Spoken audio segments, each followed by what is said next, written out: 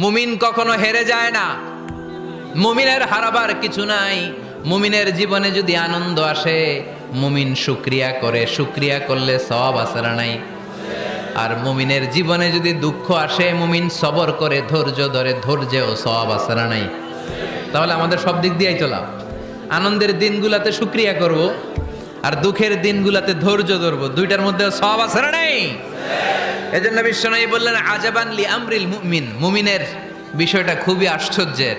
Fine আসাবাতহু সাররাউন শাকারা, মুমিন যদি আনন্দে থাকে সে শুকরিয়া করে, শুকরিয়া করলে লাভ আছে না নাই? ওয়াইন আসাবাতহু দাররাউন সাবারা, আর দুঃখে পড়লে সে সবর করে, ধৈর্য ধরে, ধৈর্য ধরলে সওয়াব আছে না নাই? তার মানে আমাদের হারাবার কিছু আছে। মাঝে মাঝে আল্লাহ আমাদেরকে দুঃখ কষ্ট দিয়ে পরীক্ষা করতে চান, এগুলো আমাদের জন্য খারাপ নয়। এই দুঃখ কষ্ট বিপদ আমাদের কোমরকে সোজা করে, আমাদের পায়ের